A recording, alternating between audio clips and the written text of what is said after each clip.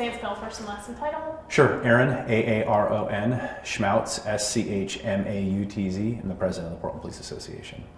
Sorry, tell me a little bit about what your interactions have been with PPP officers over the last few days since the news broke that we'll be getting. Sure. I mean, there's kind of like the home life, the family reality, and all our police officers are humans, they have families. There's a lot of concerns about really uncertainty, what's going to happen next.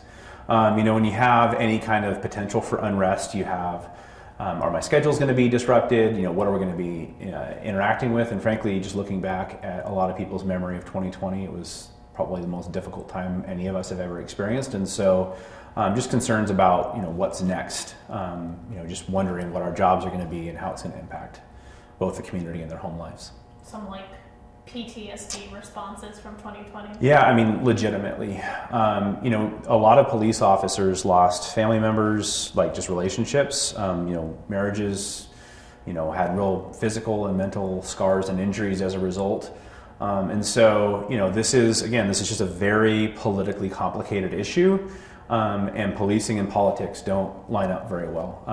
Public safety is not a political thing, it's just a human right. And so, we want to make sure that our officers can respond and do their jobs. And, in the meantime, while all of these political things are going on, 2 Saturdays ago, someone shot at 2 of our officers in a very traumatic situation. And then this last weekend, we had, someone violently attack and assault 2 of our officers.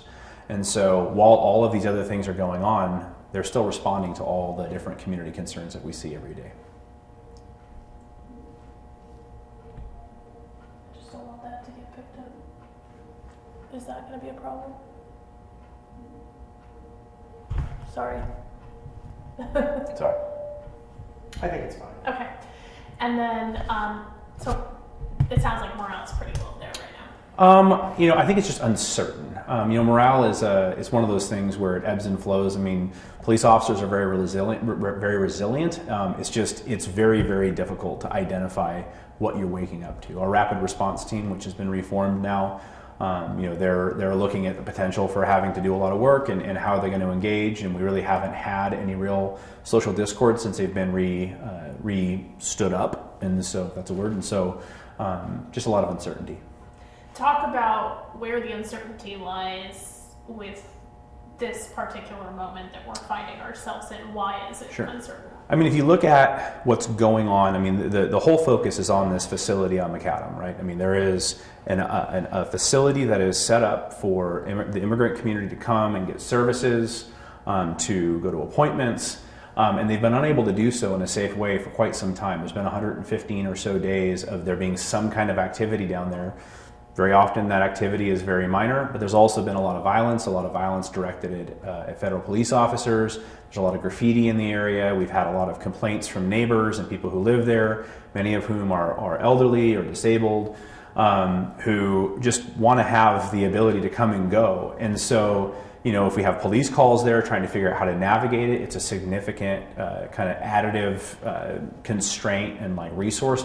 How do you deal with it? And so as a result, it just creates this tension.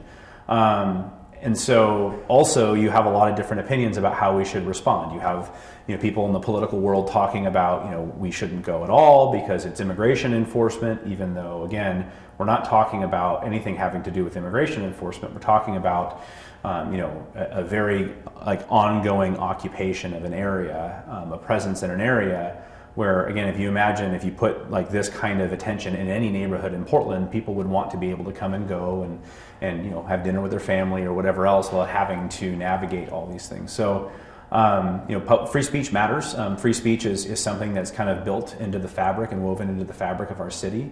But we've seen in the history in Portland, I'm old enough to remember because I've been a police officer for 21 years here.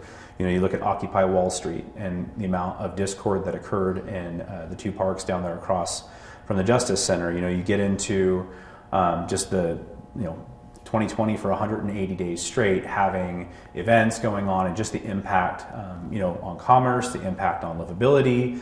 And then, again, now, while these events in front of the ICE facility haven't been violent every day, there are people who wish to engage in violence who have gone down there. You have, again, violent graffiti. And if you imagine if you are someone who is an immigrant who's going to go and interact in an appointment, and you show up and the building's boarded up and there's violent graffiti spray painted on the wall.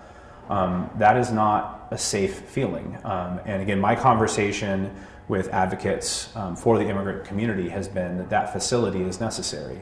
It's necessary that it's in Portland. It's necessary that it's operating.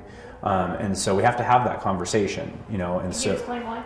Well, my understanding, again, I am not an expert, but my understanding from advocates for the immigrant community is that having a facility in Portland, and again, not the detention, and it is not even a detention facility, it's a services facility. But if people can't go to their appointments, they can't go and petition for refugee status or other things, all these different legal things. I mean, we have IRCO in Portland. We are a city that represents and supports a very robust refugee community. If you can't go for advocacy in Portland, your other option is in Tacoma, which is out of the state. If you have a lawyer, they may not be able to go there with you. And the facility in Tacoma is a detention facility. And so if you find yourself being detained there, my understanding, speaking to a lot of different immigrant advocates, is that that can become very difficult for family to help, navigate that legal reality. And again, so I think we have to have that conversation. If we need the facility, if it is objectively true that that facility needs to stay where it's at, how do we then ensure that it's operating in a way that our community is comfortable with? And again, free speech is free speech.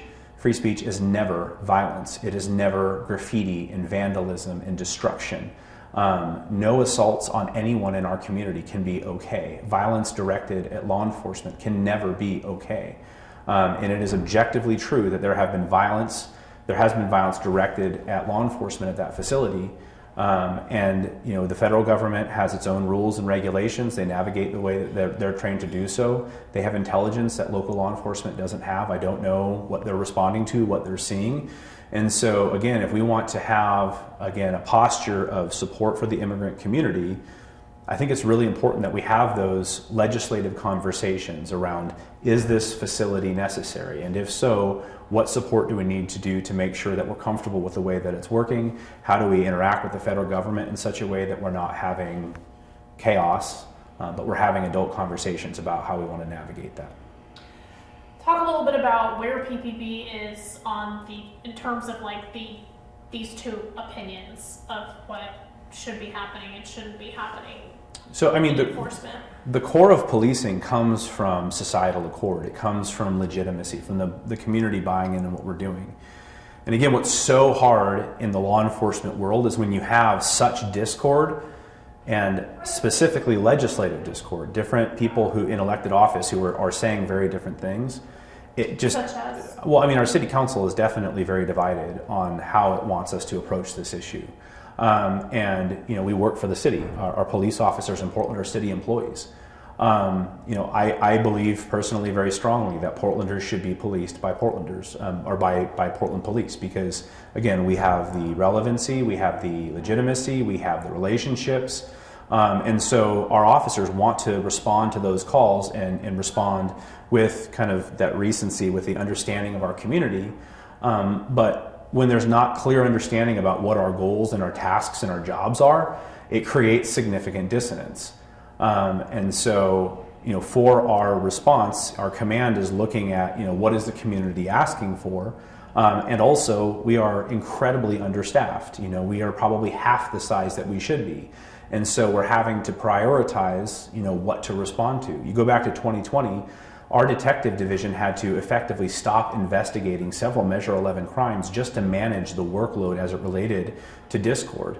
Overtime for protests is significantly expensive, to the point that this city council brought up elements of limits on overtime because they didn't want us spending overtime on it, but we don't control when these events happen. And so that discord is just very, very difficult to navigate. Are the protesters in encampments, is that legal? So, this has come up a lot, right? Having a camp there's a city code around having, tents in areas. It's been cleared at least once or twice. They've been cleared many, many times. There have been conversations from the dais about, aid tents and why they should stay because people need medical help or otherwise. And again, There's a huge difference between having a free speech event and having something that starts to resemble an occupation. Having, when you have an area, we get a lot of neighborhood calls about camping, about, either drugs or, trash or other things that come from encampments. And when one thing looks like the other, again, politically it becomes very complicated. The difference in community impact for a tent, an encampment that becomes really, really built in, that starts impacting the community, whether or not that is a part of a free speech event or someone who's suffering from addiction or someone who is homeless, the community doesn't know the difference. They just know that there's an impact. And then they call on the government to solve the problem. And if our solutions become hyperbolic, depending on the causal factor, this is, again, what are our values?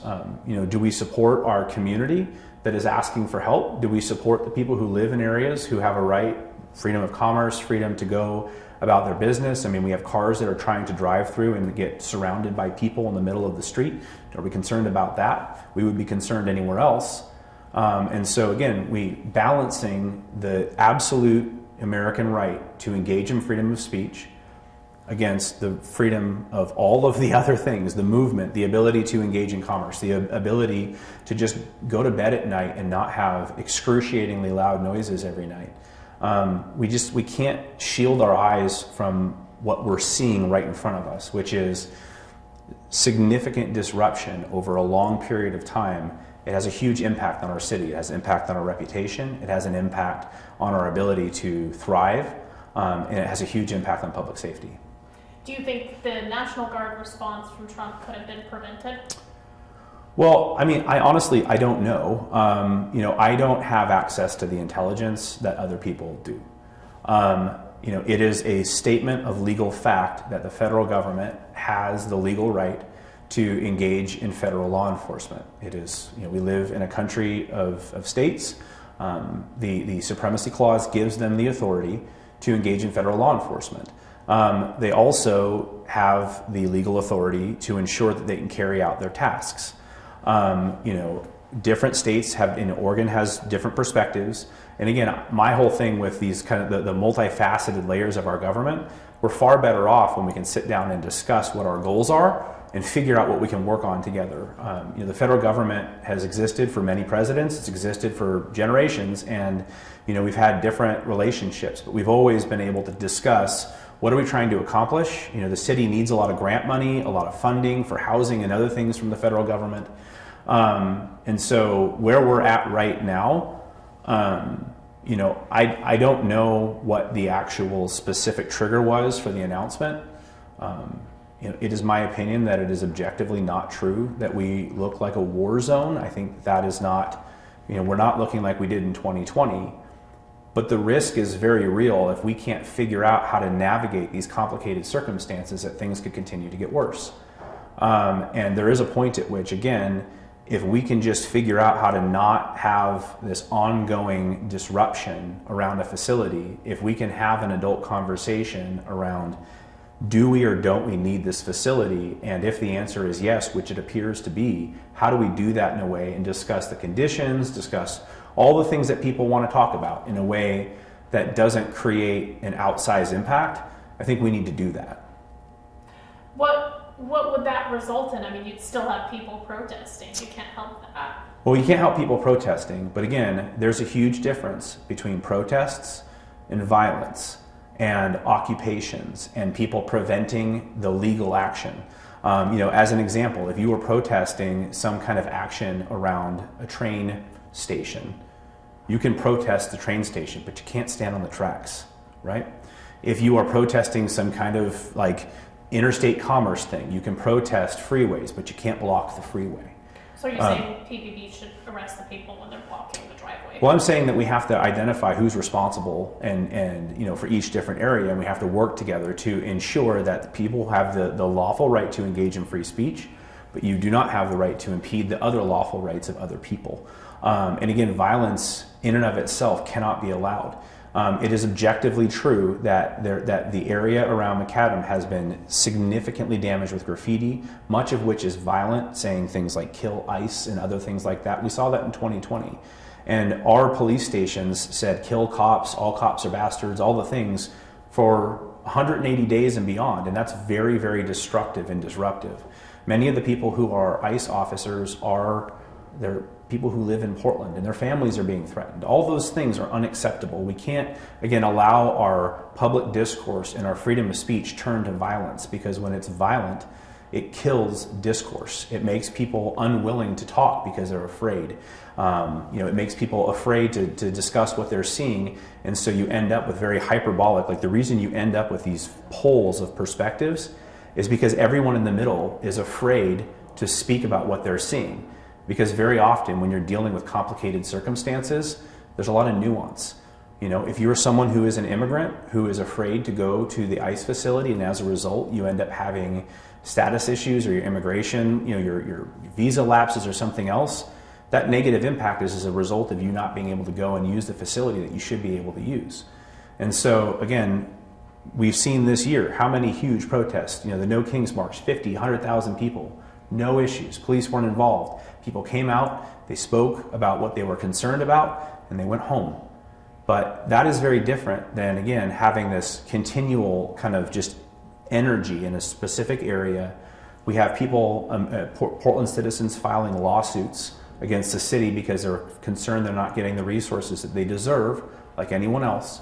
I think we've lost control of the narrative.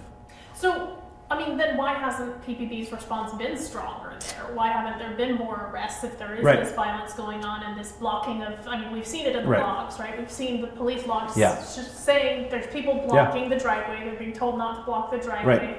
They're still blocking it. Various things that could be considered illegal, we're pulling back, we're not going to engage because of city council, because this is ICE. So, and again, city council has not instructed the Portland Police Bureau to pull back. There has been no stand down order. I've heard that a couple times. We have not been given specific instructions about how to operationally navigate. There have been criticisms a couple times of the Portland Police Bureau where, for instance, there was an incident early in this whole situation where there was a bunch of barricades and things put in front.